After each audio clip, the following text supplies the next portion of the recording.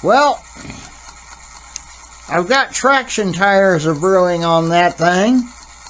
That's my little mogul that I pulled out last night. Now, you remember last night it didn't have a bell and it didn't have handrails along the length of the boiler there. You know, if I'd have tried to show y'all how that was done, I'd have lost every one of those handrail stanchions. Wouldn't have had enough to complete the job. So I thought, no. Now, instead of turning the patient upside down and doing that, I've got it kind of right side up because the bell comes off of one of those old Indiana Harbor Belt 080s. The O-scale kit version. I'm robbing parts from a kit that was incomplete to begin with, so. But I thought I'd go ahead and instead of putting this one all to video, I decided to just do it. Just to have a little bit of modeling me time, you know what I'm saying? Let's get through the intro and we'll come back and talk about it.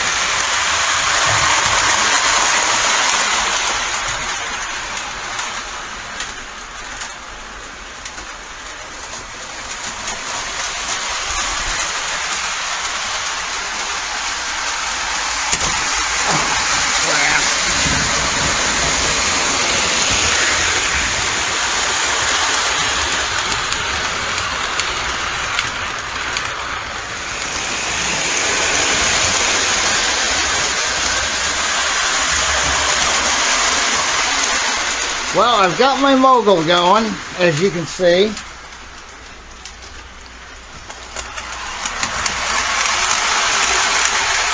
That's not a bad looking little engine. I wish it had the right fender with it. That's a Lionel fender and it came with the locomotive. What can I say? Hey, for 30 bucks, I didn't think I went wrong. Hey, it looks a whole lot nicer having a bell and handrails on it. Oops, what happened here? Did I? Uh-oh. Oh, there it goes.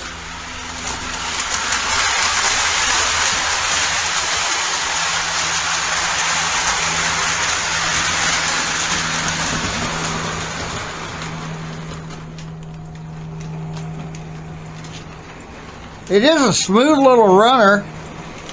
It's equipped with a can motor. And the two passenger cars, one's a K-Line, one's a Williams. I think the Penzi car is a Williams, and I believe the other is a K-line. I picked those cars up at $22.50 each. I got them both for 45 bucks. Anyway, from the same guy that I got this mogul from. He ended up with a whole slew of engines that somebody had painted green. Looked like with latex house paint. You know, of course, he let me have these engines pretty cheap, and I make them look a little bit better.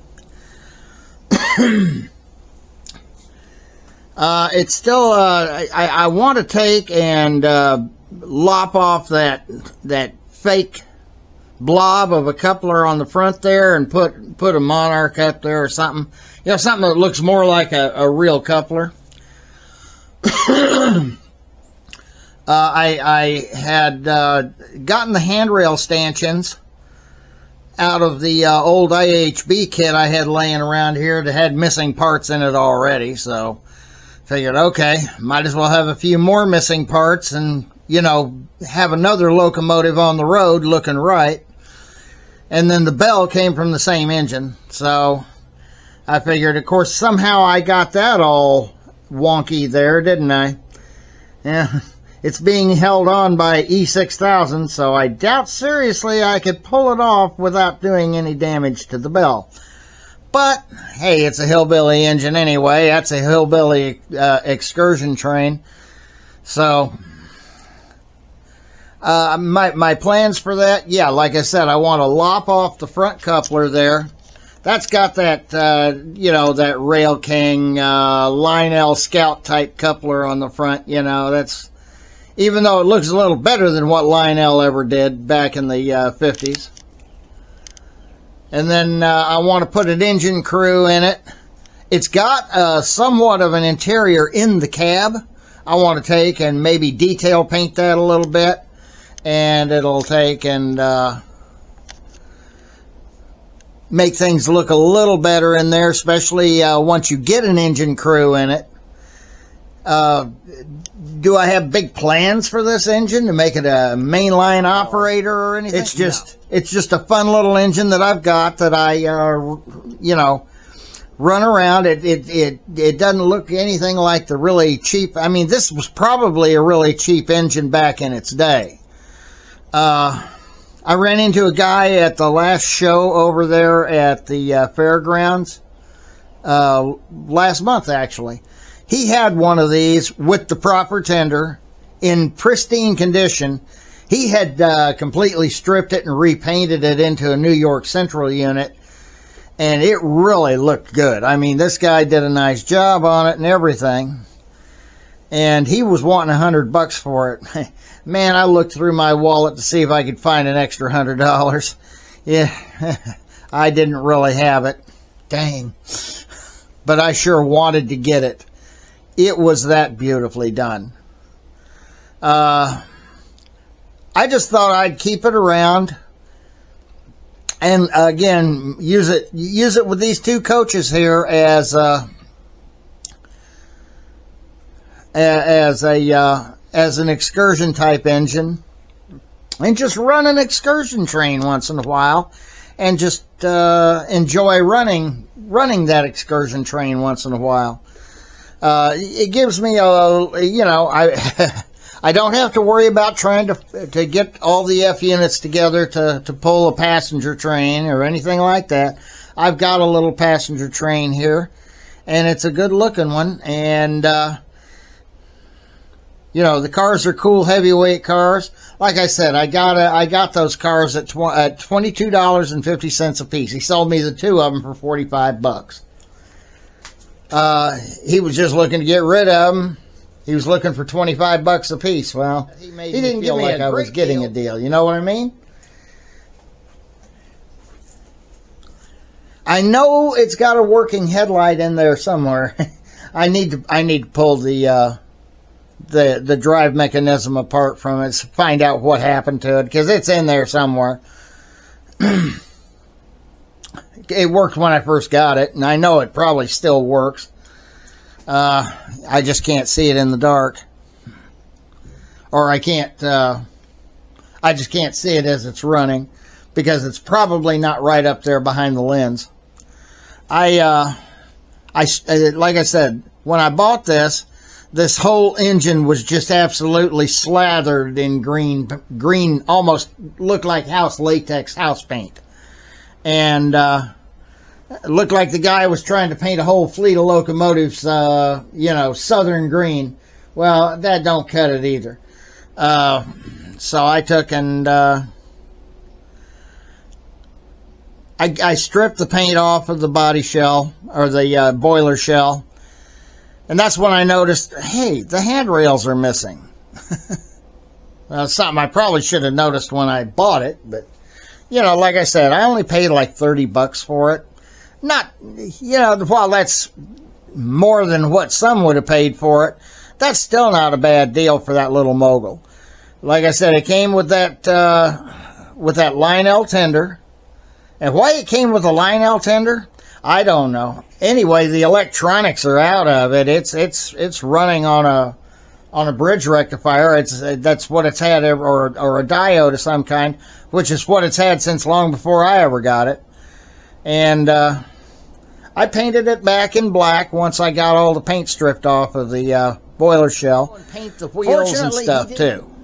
He left those alone. Same with the tender. The tender was slathered, but I couldn't really justify trying to strip that tender with paint stripper. That would never have worked. But, I went over the tender with the same spray paint. I guess that's a long-range tender for a short-range loco. A lot of coal there for that engine. A lot of water there, too. Anyway, I believe that this one came with it came with a 2-truck tender, of course, but it came with a much squarer tender, a little bit shorter, and obviously not as much of a coal load. So, anyway, I thought I'd share this engine with y'all a little bit. I was going to take and show what it would be like to, show you how I was going to fix this engine up a little bit and get the handrails back on it and get the bell on it and stuff like that. And then I thought, if I try to do that, every one of those hand stanchions would have been lost somewhere in here. And they would have been lost on camera. So I said, to heck with it. I just feel like doing some modeling, and that's what I did. And I'm sure some of you out there know exactly what I'm talking about, because you know that when you're putting it to camera, when you're putting it to video, you know that if anything can go wrong, it's Murphy's Law all over again, every time. So, anyway, until next time, we'll go ahead and just do a little report for today. We do have a train sale over at Dana's Railroad Supply tomorrow, so if you're in the Brooksville Spring Hill area, by all means, come on by.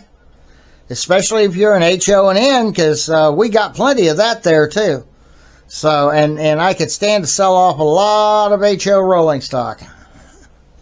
I'd just as soon sell it off. Anyway, by all means, be sure and come by. Besides, I can use the money to buy me some more trains. Surely you understand that. Surely. Hey, if you like my content, be sure to like and subscribe and help me climb in the algorithm here at YouTube, and so that, I can get monetized eventually too. I would greatly appreciate it. Until next time, happy railroading.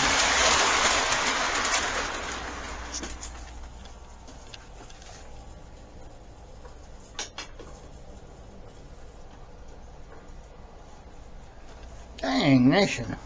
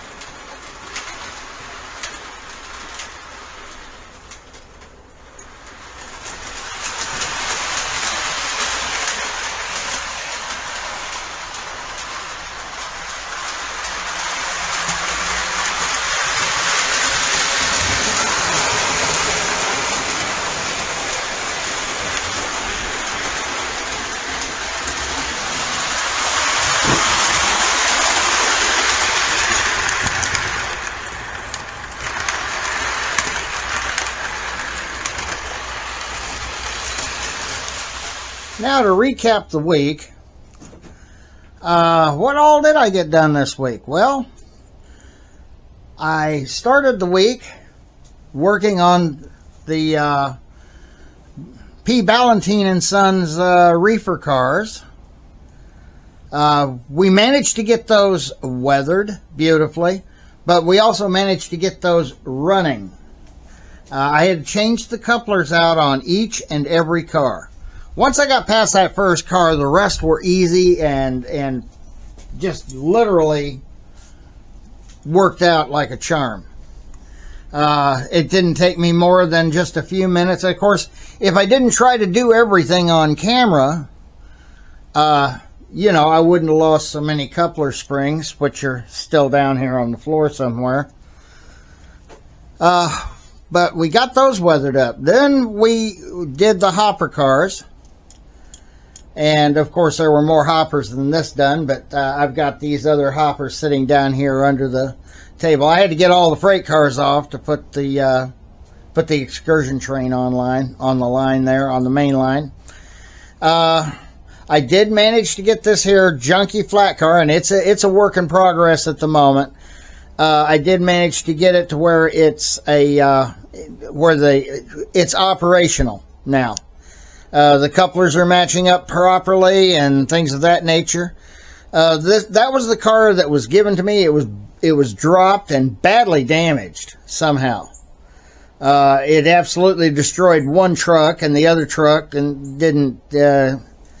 Let's put it this way: I've got an Intermountain truck on one end and an Athearn truck on the other, because I'm completely out, with the exception of Weaver truck. I actually got those coupler heights proper today. The car is still cattywampus, so I'm figuring there's probably a bend in the steel spar that runs through the frame of that car. Like I said, it was dropped, and it looked like it had been dropped pretty hard, and probably on a concrete floor, even though there's no damage to the body whatsoever. The only damage to the body was some idiot decided he was going to put a bunch of blocks on there and glue them down and try to glue down some tractors or something. Anyway, like I said, we got a bunch of hopper cars weathered up a little bit. Are they totally weathered? No. Are they done pretty much on the inside as well as it? No. No, I just wanted to get enough weathering on them to give them some age, to make it look like they've been used. Then we did us a couple of gondola cars on the following day. And then yesterday I decided I need to get my RS3 back on the roster. Right now it's off. It was off roster. You know, at that point, I said to myself, "It's off roster. We need to get it back on the roster so it's operational." It had literally eaten up and chewed up and spit out its traction tires.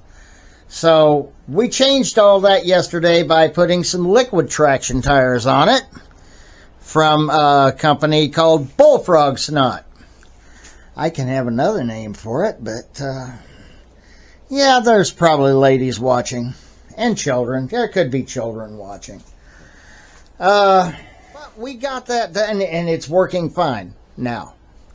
And so I thought, okay, I've got this 260 Mogul, and while I was working on working with the RS3, I figured that Mogul needs traction tires also, very badly, because it was just, you know, you could put them back on, but it would just throw them again. So anyway, I managed to do that today, and so that covers pretty much this week. Like I said earlier, or before, we do have a train sale at Dana's tomorrow at Dana's Railroad Supply in Spring Hill, Florida. They're on Deltona Boulevard, so be sure and come by if you're in the area. I will be doing a report on the show. This will be number 58, so the report will probably be in number 59. I know I got to get out of here. I got to go do some stuff. I got to get the truck loaded for tomorrow. So until next time, happy railroading.